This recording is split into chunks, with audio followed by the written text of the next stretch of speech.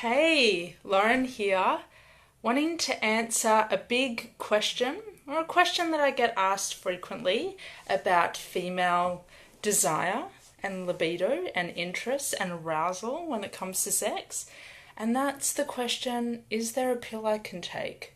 Or maybe more aptly, I should say, please tell me that there's a pill I can take for this. Please tell me. Because women are exasperated, they're tired, they're over it, they just don't want this whole sex thing to be a problem anymore. They just want it fixed. They want it fixed. And I get it. I wanted that version too many moons ago. But female sexual desire and arousal just doesn't work that way. So there's a woman, a sex educator called Sherry Winston, and she has two amazing books. The most amazing one is Women's Anatomy of Arousal. And one of the ways that she put it is that women's genitalia, women's anatomy is an orchestra, right? We're not just one instrument. We have a whole orchestra inside of us, and all of those instruments need to be synchronized in order for us to feel desire, interest, and sexual arousal itself. So this is the reason why pills don't work, is because we aren't just one simplistic organ or instrument, to put it. We are beautifully complicated and intricate, and we are a web. We are an absolute web. So the short answer to the question, is there a pill I can take, is no. And to be honest, I wouldn't take it even if there was one. And I'll tell you why.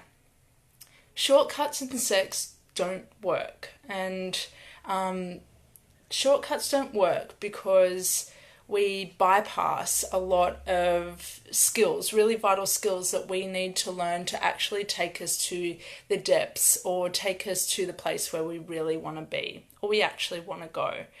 So, a shortcut that people use, it's not a pill, but people sometimes drink alcohol to get into sex.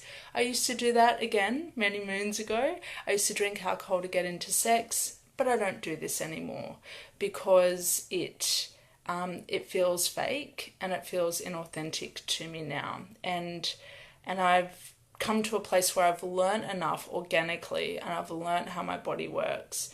I've learned how my arousal works and my capacity to orgasm, and that whenever I've had a sidestep and used alcohol, it actually doesn't feel very good. And I've mentioned that publicly before. So even if there was a pill, I wouldn't take it, because I think that there are four tools that you can use instead. I believe and I trust, and I actually utilize these tools, and my clients utilize these tools as well. And they are breath, movement, touch, and sound. Breath, movement, touch, and sound. When you use these four elements together and in unison, over time, you actually drop into a state of presence and arousal, because it's really hard to be in your head when you are doing breath, movement, touch, and sound. A pill can't take you to the places that a deep breath can, or an upregulating breath can. A pill can't make you move your body. All right, you can do that on your own. You don't need something to give you permission to do that. You don't need a pill to facilitate your movement. It's all there. It's all primal stuff inside of you. You don't need a pill to want to touch someone. Okay, you don't need a pill to give you the confidence to touch someone, because your fingertips already know how to touch. They already know, and your body already knows how it wants to be touched.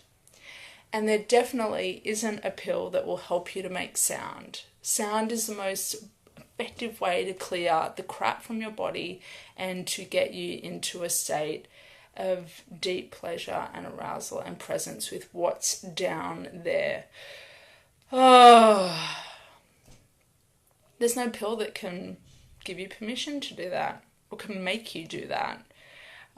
So I find those four elements so much more effective than something inauthentic. that I'm going to put in my body. And I'm kind of glad that the results were that a placebo was no better, because female sexual desire, interest, and arousal is very, very sensitive to the environment that it's in, to the context, whether there's alignment with where you are and who you're with. And all of those factors are so much more important because they tap into our need for safety and comfort and and acknowledgement. We need those elements, and a pill can't give us that at all. A pill could never make the most unsafe, unsavory kind of environment or situation or context into something where you feel arousal and desire for it. And you kind of wouldn't want that. Well, I'd like to think that you wouldn't want that. I know I wouldn't want that. I'll own that. Yeah, so there is no pill, and that's okay. We have other old, ancient, primal ways of coming into our bodies, of exploring what it is that we want to feel and expressing what it is that we want to express. And that's breath, movement, touch, and sound. So try to bring those elements in whenever you get lost in sex, whenever you drop out of presence, whenever you feel anxious in your head, whenever you feel like your arousal is kind of shallow and you want it to deepen. Breath, movement, touch, and sound. Play, experiment, explore, and get curious about what your body's capable of without ingesting something. That's my 2 cents today. I hope this helps. Let me know in the comments if you've got any questions or reflections on breath, movement, touch, and sound. And would you take a pill even if you could? Would you take that shortcut? Let me know. Bye now.